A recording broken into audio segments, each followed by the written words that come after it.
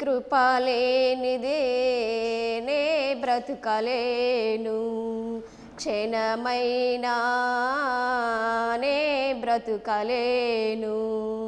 నా ప్రియుడా యేసయ్యా, నీ కృప లేనిదే నే బ్రతుకలేను, క్షణమైనా నే బ్రతుకలేను.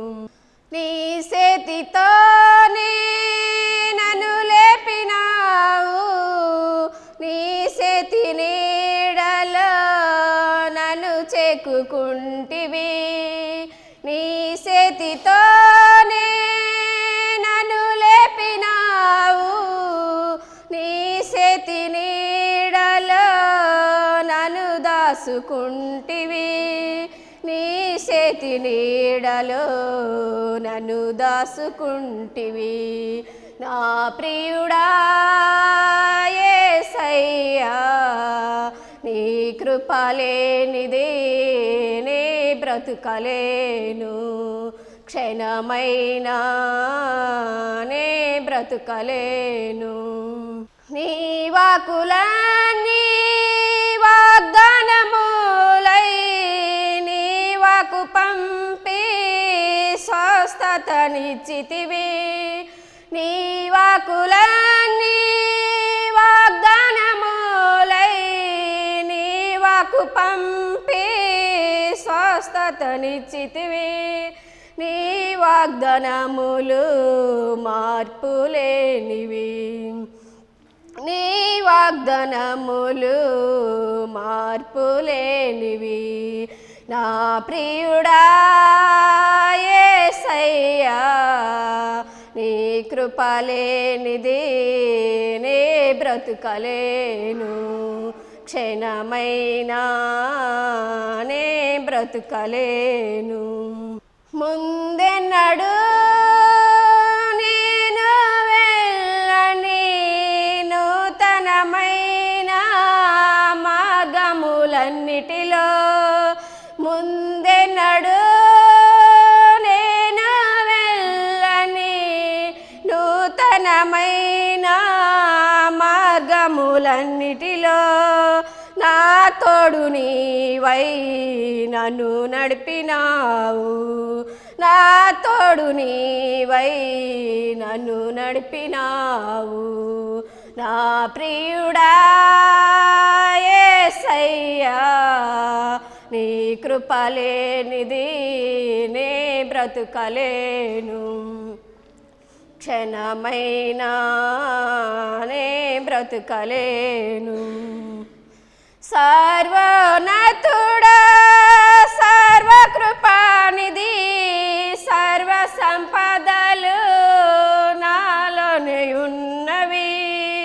సర్వోన్నతుడా సర్వకృపానిధి, సర్వ సంపదలు నీలోనే ఉన్నవి. నీవు నా పక్షమై నిలచియున్నావు, నీవు నా పక్షమై నిలచియున్నావు. నా ప్రియుడా యేసయ్యా, నీ కృప లేనిదే నే బ్రతుకలేను, క్షణమైనా నే బ్రతుకలేను. నా ప్రియుడా యేసయ్యా. హల్లెలూయా. ప్రార్థనతో ఈ క్రీస్తు టీవీ ఛానల్ చూస్తున్నటువంటి సభ్యులందరికీ వందనాలు చెల్లిస్తూ ప్రార్థనతో ఈ కార్యక్రమాన్ని ప్రారంభిస్తాం. దయగల తండ్రి, ప్రేమగల మా ప్రభువా, పరిశుద్ధుడా, పరిశుద్ధుడు పరిశుద్ధుడు అని కోట్ల కొలది దేవదూతల చేతను 24 పెద్దల చేతను భూమి మీద అనేక మంది భక్తుల చేతను కొనియాడబడుతున్నటువంటి మా ప్రియా పరలోకపు తండ్రి, నీవు చేసిన కార్యములు అద్భుత కార్యములు, ఆశ్చర్య కార్యములు.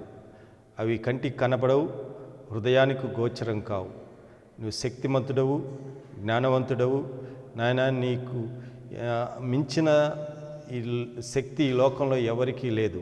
అలాంటి దివ్యమైనటువంటి మీ నామమును శ్లాఘించుటకు, ఉచ్చరించుటకు, నాయన ప్రకటించుటకు ఇచ్చినటువంటి ఈ గొప్ప తరుణాన్ని బట్టి నీకే వందనాలు, కృతజ్ఞతాస్తుతులు చెల్లించుకుంటూ ఈరోజు జరిగేటువంటి ఈ కార్యక్రమం అంతటినీ తండ్రి నీ మహిమార్థంగా జరిపించబడినట్లుగా కృప చూపించండి. మా మాటలు ఎక్కడా కనిపించకుండా తండ్రి మీకే ఘనత వచ్చినట్లుగా, మీ నామనికే మహిమ వచ్చినట్లుగా సహాయం దయచేయమని సర్వశక్తిమంతుడు నజరేయుడైన యేసుక్రీస్తు నామములో ప్రార్థన చేసి వేడుకుంటున్నాం తండ్రి. ఆమేన్. దివ్యమైనటువంటి దేవుని మాటలు వినే ముందుగా జెరూసలేము యాత్ర సందర్భంగా జెరూసలేంలో ఉన్నటువంటి పరిస్థితులను, జెరూసలేము ఆ ప్రాంతాల్లో మనం చూసినటువంటి విషయాలను ఈరోజు టీవీ ముఖంగా మీకు తెలియచేయాలని ఆశపడుతూ ఉన్నాను. క్రైస్తవులకి హోలీ ల్యాండ్ జెరూసలేము. ఆ జెరూసలేమును దర్శించాలని ఎవరికైనా ఆశ, కోరిక ఉన్నట్లయితే స్క్రీన్ మీద కనబడుతున్నటువంటి ఆ ఫోన్ నెంబర్లకి మీరు సంప్రదించినట్లయితే మిమ్మల్ని జెరూసలేం తీసుకెళ్ళటానికి అన్ని ప్రయత్నాలు మేము చేస్తాం. జెరూసలేము వెళ్ళి వచ్చినటువంటి అనేక మంది కూడా వందనాలు చెల్లిస్తున్నాం. మేము కూడా పోయిన నెల 25వ తారీఖు జెరూసలేం వెళ్ళటం జరిగింది. ఇక్కడ శంషాబాద్ నుండి జోర్దాన్ వెళ్ళాం.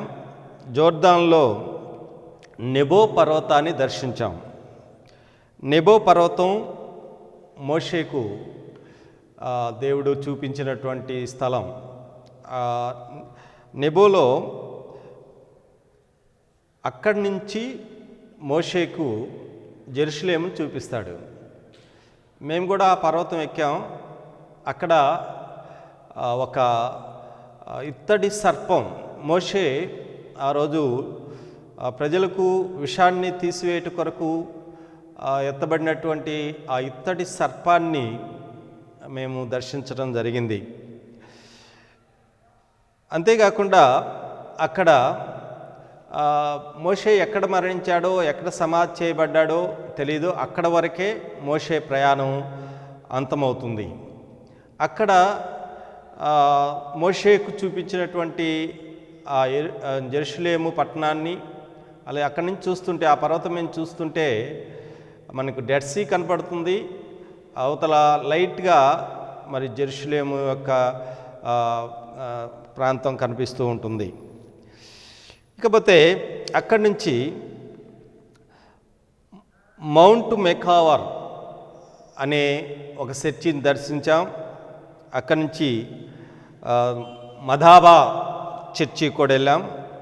అక్కడి నుంచి మరలా ప్రయాణమై జోర్దాన్ నుండి ఇస్రాయేల్ దేశానికి వచ్చాం. అక్కడ మొట్టమొదటిగా నజరేతు పట్టణానికి వెళ్ళాం.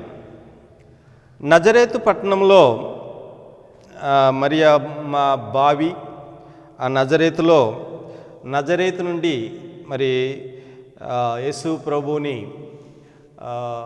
నజరేతువాడ అని కూడా ఆయనకి బిరుదుంది కనుక నజరేతును దర్శించాం. నజరేతు నుంచి గాబ్రియేలు దూత మరియమ్మలు ప్రత్యక్షమైన ప్రదేశం. గాబ్రియేలు దూత మరియమ్మకు ప్రత్యక్షమై నీవు ధన్యురాలువు అని చెప్పినటువంటి స్థలాన్ని దర్శించాం. అక్కడ ఒక చర్చిని కూడా చూసాం. అక్కడి నుండి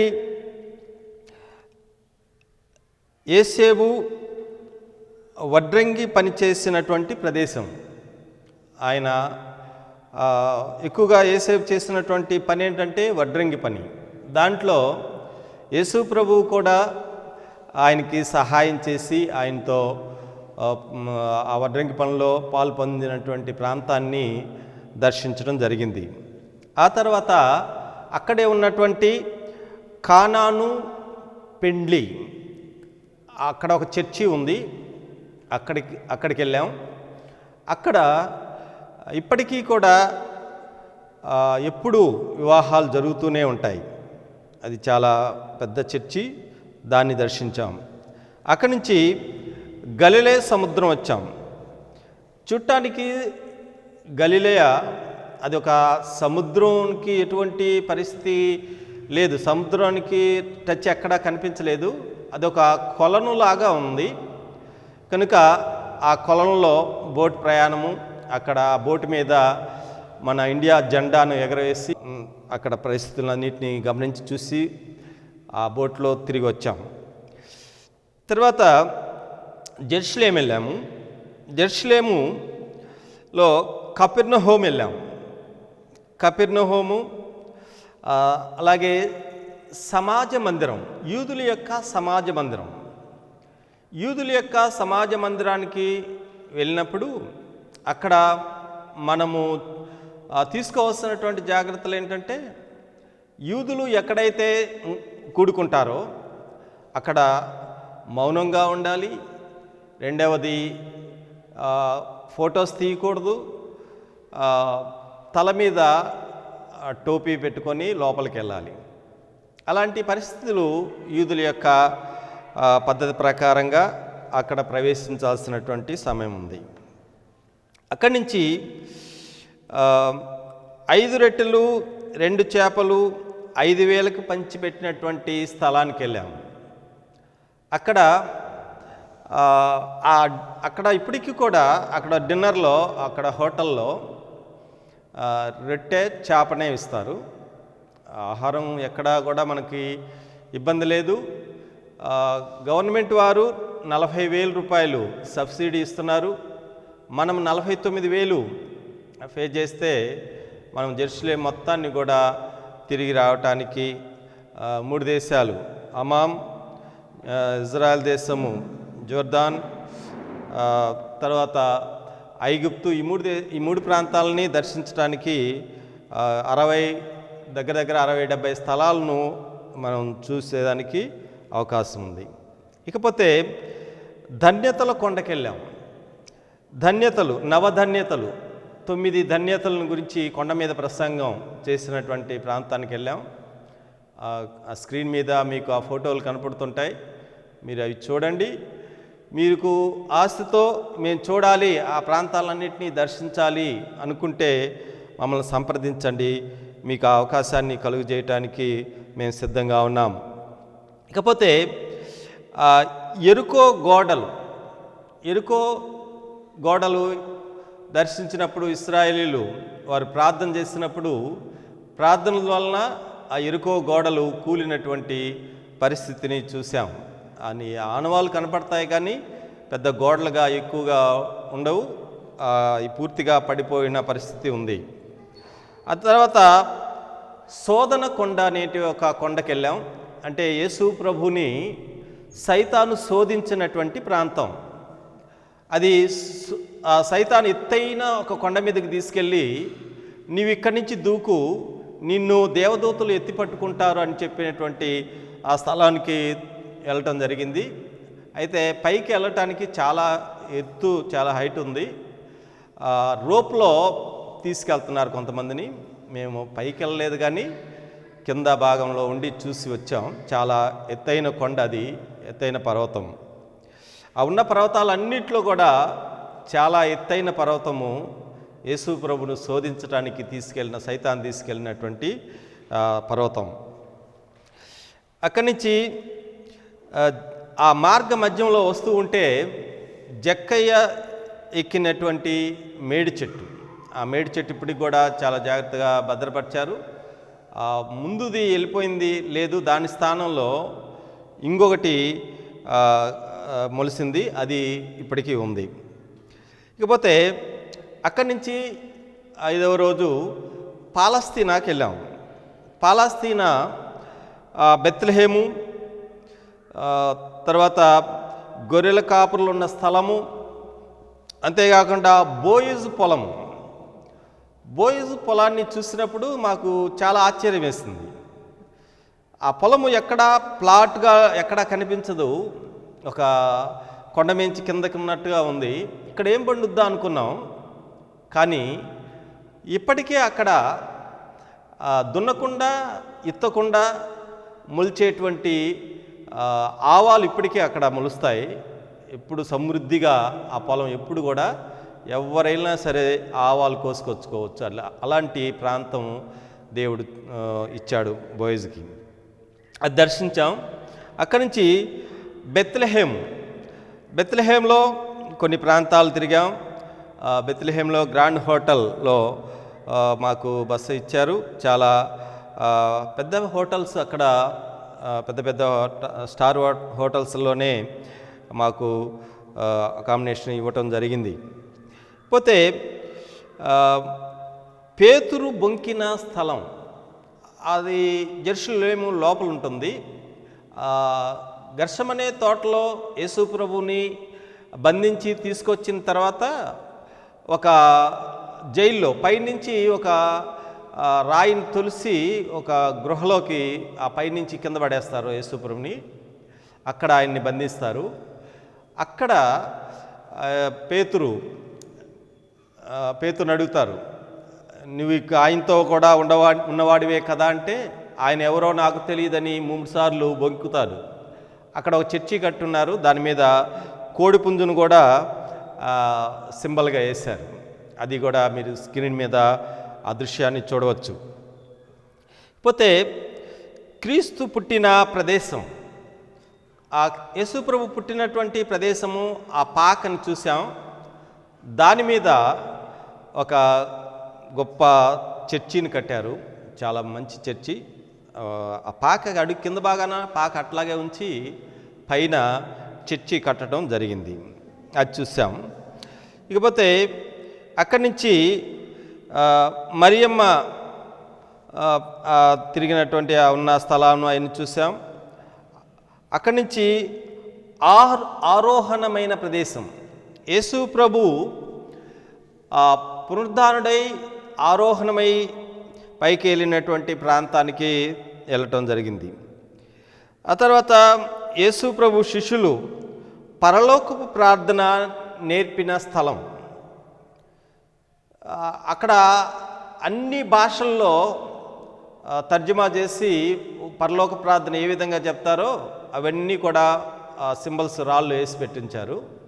అయితే మనకు తెలుగులో కూడా పరలోకపు ప్రార్థన అక్కడ వేయటం జరిగింది, అది కూడా చూసాం. కనుక అది కూడా మీరు స్క్రీన్ మీద చూడవచ్చు. పరలోక ప్రార్థన ఏ విధంగా వాళ్ళు వేశారు అక్కడ చూస్తాం. పరలోక ప్రార్థన నేర్పిన స్థలం.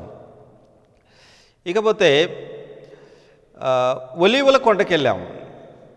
ఒలీవల కొండ దర్శించినప్పుడు మాకు చాలా అనుభూతి ఏంటంటే, ఆ ఒలీవల గెత్సెమనే తోట, ఆ ఒలీవల తోటలోనే యేసు ప్రభు ప్రార్థన చేస్తూ ఉన్నప్పుడు ఆయన చెమట రక్తముగా మారినంతగా ఆయన అక్కడ ఆ స్థలంలో శ్రమపడినటువంటి ప్రాంతం అది. ఇప్పటికీ ఆ ఒలీవల తోటను చాలా జాగ్రత్తగా భద్రపరిచారు, మీరు స్క్రీన్ మీద ఆ విషయాన్ని చూడవచ్చు. కనుక మరి ఇవన్నీ మనం దర్శించడానికి దేవుడు ఎంతో మేలు చేసి సహాయం చేశాడు. అవన్నిటినీ జాగ్రత్త చేసిన వారికి మనము ధన్యవాదాలు తెలియచేయాల్సినటువంటి అవసరం ఉన్నది. మన క్రైస్తవులు మరి ఇవన్నీ ఈ చరిత్ర అంతా ఆధారాలతో కూడినటువంటి విషయాలను ప్రపంచం మొత్తం కూడా ఆ ప్రాంతాలని దర్శించి వస్తూ ఉండటం చూసాం.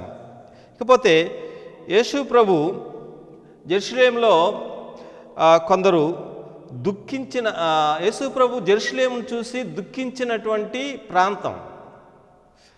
ఎందుకు దుఃఖించాడంటే, ఈనాడైనను నీవు సమాధాన సంబంధమైన మాటలను వినేయడలా నీకు ఎంత మేలు అని యెరూషలేము గురించి చెప్తూ ఆయన కన్నీటి పెట్టినటువంటి ప్రాంతాన్ని దర్శించడం జరిగింది. అక్కడి నుంచి 6వ రోజు బెత్లెహేము, జెరూసలేము లోపలికి ప్రవేశించాం. లోపల ఒక గోడ కనబడుతుంది, ఆ గోడ ఏడ్పుల గోడ. అక్కడికి వెళ్ళి అందరూ కూడా ఏడుస్తూ ఉంటారు. యూదులు మరి యేసు ప్రభు పుట్టిన తర్వాత చిన్నపిల్లలందరినీ కూడా, సంవత్సరంలోపు పిల్లలందరినీ కూడా చంపించడం జరుగుతుంది హేరోదు. అప్పుడు ఆ జెరూసలేం పట్టణం అంతా కూడా ఏడ్పులమయం, ప్రతి ఇంట్లో శవం. అలాంటి పరిస్థితి నుంచి అక్కడ ఆ ఏడుపులు గోడ ఇప్పటికి కూడా అక్కడ కొంతమంది యూదులు ఏడుస్తూనే ఉంటారు. ఇకపోతే యేసు ప్రభు బాప్తిసం పొందినటువంటి ప్రదేశం యోర్దాన్లో యేసు ప్రభు బాప్తిసం తీసుకొని బయటికి రాగానే పరలోకంలో నుండి ఒక స్వరం వినపడుతుంది. ఈయన నా ప్రియ కుమారుడు, ఈయన యందు నేను ఆనందించుచున్నాను, ఈయన మాట వీరు వినండి అని చెప్పినటువంటి స్థలం. అప్పటికి మేము మా టీంలో కూడా ఒక 15 మంది అక్కడ బాప్తిసం తీసుకోవడం జరిగింది. కనుక ఆ యోర్దాను నదిలో అనేక మంది గొప్ప గొప్పవారు అనేక ప్రాంతాల నుంచి వచ్చిన వారు యోర్దాను నదిలో ఇప్పటికీ బాప్తిసాలు పొందుతూ ఉన్నారు. ఇకపోతే ఎలిజబెత్ మరియమ్మలను కలుసుకున్న ప్రదేశం, ఎలిజబెత్ని మరియమ్మ కలుసుకున్నటువంటి ప్రాంతంలో ఒక పెద్ద చర్చి కట్టారు. ఆ ప్రాంతాన్ని కూడా దర్శించాం. అది కూడా కొండ మీద ఉంటుంది. ఆ పట్టణాన్ని దర్శించాం, ఆ ప్రాంతాన్ని దర్శించాం. తర్వాత అక్కడి నుంచి మేము సీనాయి పర్వతానికి ప్రయాణం వెళ్ళాము. సీనాయి పర్వతం చాలా ఎత్తైన ప్రాంతము. అది కూడా పైకి ఎక్కలేకపోయాం. మధ్యలో కొంత భాగాన్ని దర్శించి ఆ మధ్యలో ఒక మండుచున్న పొద ఉంది. ఆ మండుచున్న పొదను దర్శించి తిరిగి వెనక్కి రావడం జరిగింది. కీత్రు లోయ, ప్రభు ఖాళీ సమాధి, అక్కడి నుంచి ప్రభు ఖాళీ సమాధిని ప్రభు ఉంచిన సమాధిని దర్శించాం. దావీదుపురం ఇప్పటికీ చాలా భాగం అన్యుల చేతుల్లో అది బంధించబడినట్లుగా కనబడుతూ ఉంటుంది. ఎప్పుడు ఏం జరుగుతుందో తెలియనటువంటి పరిస్థితులు ఉన్నాయి. అందుకని జెరూసలేం క్షేమం కొరకు మీరు ప్రార్థన చేయండి అంటూ ఉంటారు దేవుని వాక్యం. కాబట్టి అక్కడ లోపల బెతస్తా అనే కోనేరు ఉంది. ఆ బెతస్తా కోనేరులో ఎవరైతే ముందుగా ఆ నీళ్ళలో దిగుతారో వాళ్ళు స్వస్థత పొందేవాళ్ళు. ఆ స్థలాన్ని ఇప్పుడు నీళ్ళు లేవు, కోనేరు లేదు, కానీ ఆ ఆనవాళ్ళు అయితే ఉన్నాయి. అక్కడ పక్కనే ఒక చర్చి కూడా కట్టారు. తర్వాత పిలాతు తీర్పు తీర్చినటువంటి ప్రదేశం, యేసు ప్రభువుని తీర్పును తీర్చినటువంటి ప్రాంతం. ఆ సమాజ మందిరంలాగా ఒక పెద్ద హాల్ ఉంటుంది. ఆ హాల్లో యేసు ప్రభుని తీర్పు తీర్చినటువంటి ప్రాంతం. తర్వాత గొల్గతా ప్రదేశం, యేసు ప్రభు సిలువలో పలికినటువంటి 7 మాటలు. ఆ తర్వాత ఆ ప్రాంతం అక్కడ ఒక 12 స్టెప్పులు ఉంటాయి. యేసు ప్రభుని సిలువ వేసిన తర్వాత ఒక 12 స్టెప్పులుగా అక్కడికి పైకి గొల్గొతా కొండకి వెళ్ళటానికి మార్గ మధ్యంలో చూస్తాం. తర్వాత క్రూప్రాను గుహలు, 7వ రోజు కూప్రాను గుహలకు వెళ్ళాము. అక్కడ ఎలీషా గ్రంథపు చుట్టలు, ఎలీషాకు దొరికినటువంటి దాచి ఉంచినటువంటి ఆ గ్రంథపు చుట్టలను, బైబిల్ గ్రంథపు చుట్టలని అక్కడ చూస్తాం. అక్కడ ఒక ప్రతిని కూడా మీకు స్క్రీన్ మీద చూడొచ్చు. అప్పుడు పాత ప్రతులు ఏ విధంగా ఉంటాయో కూడా అవి మీరు స్క్రీన్లో చూడొచ్చు. ఇకపోతే సొదొమ గొమొరా ప్రాంతంలో యేసు ప్రభు కంటే ముందు పాత నిబంధనలో ఏ విధంగా సొదొమ గొమొరా పట్టణాలని దేవుడు నాశనం చేశాడో ఆ ప్రాంతాన్ని చూసినట్లయితే అవన్నీ కూడా బాంబులతో దాడి చేసినట్లుగా అంత భయంకరంగా ఆ ప్రాంతం ఉంటుంది. అక్కడి నుంచి మేము ఐగుప్తుకి వెళ్ళాము. ఐగుప్తులో పిరమిడ్స్ చూసాం. పిరమిడ్స్ అటు వెళ్తే ఆ ప్రాంతంలో అది పెద్దదిగా ఉంటుంది, ఇటు వెళ్తే ఈ ప్రాంతంలో ఇది పెద్దగా ఉంటుంది, సెంటర్లోకి వస్తే మధ్యది పెద్దగా ఉంటుంది. అయితే ఏది పెద్దదా అనేది గైడే చెప్పాలి. మనము చూసేవాళ్ళు ఎవరు కూడా ఆ పిరమిడ్స్లో ఏది పెద్దది అనేది తేల్చి చెప్పలేరు. కనుక అక్కడ నది మీద మోషేను నదిలో వదిలేసినటువంటి ప్రాంతాన్ని దర్శించాం. ఆ ప్రాంతంలో ఇప్పటికీ పట్టణంలో మధ్యలో నది వెళ్తూ ఉంది. అది చాలా సౌందర్యంగా ఉంటుంది. మరి ఈ యాత్రను ఇంకా ఎవరైనా మీరు చేయాలనుకుంటే, దర్శించాలనుకుంటే ఈ స్క్రీన్ మీద కనపడుతున్నటువంటి ఫోన్ నెంబర్లకు ఫోన్ చేయండి. మిమ్మల్ని ఆ ప్రాంతానికి తీసుకెళ్ళటానికి అన్ని మార్గాల్ని సరళం చేసి దేవుడు మిమ్మల్ని దర్శించడానికి ఆ కోరిక, ఆశ మీకు ఉన్నట్లయితే తప్పనిసరిగా ఆ ప్రాంతాలను చూసి రావడానికి దేవుడు అవకాశాన్ని ఇస్తాడు. ప్రార్థన చేస్తాం. దయగల తండ్రి, ప్రేమ మా ప్రభువ, పరిశుద్ధుడా, జీవాధిపతి, జీవగల మా యేసు, నీకు వందనాలు స్తోత్రం నాయన. సమాధానకర్త, షాలేం రాజా, నిన్న నేడు ఏకరీతిగా ఉన్నటువంటి మా ప్రియా పరలోకపు తండ్రి మమ్మల్ని జెరూసలేమును తీసుకువెళ్ళి అక్కడ ఆ ప్రాంతాన్నింటినీ దర్శించి తిరిగి రావటానికి మీరు చూపినటువంటి కృపను బట్టి నీకే స్తోత్రం చెల్లించుకుంటున్నాం. ఇంకా ఎంతోమంది నాయన హోలీ ల్యాండ్ దర్శించడానికి తండ్రి ఆశపడుతుండగా ఆ ప్రాంతాన్ని దర్శించి క్షేమంగా తిరిగి రావటానికి తండ్రి నీ కృపాస్తం తోడుగా ఉంచండి. వారికి కావాల్సినటువంటి ఆర్థిక సహాయాన్ని కూడా మీరు అనుగ్రహించి మొదటి తండ్రి వారికి ఆ హృదయంలో ఆ వాంఛ ఆ కోరిక ఉన్నట్లయితే మీరు సమస్తాన్ని సఫలీకృతం చేస్తారు కనుక తండ్రి నీ ఘనమైన నామములో మీరే ఈ కార్యక్రమాన్నింటినీ జరిగించి మహిమ పొందమని సర్వశక్తిమంతుడు నజరేయుడైన యేసుక్రీస్తు నామములో ప్రార్థన చేసి వేడుకుంటున్నాం తండ్రి. ఆమేన్.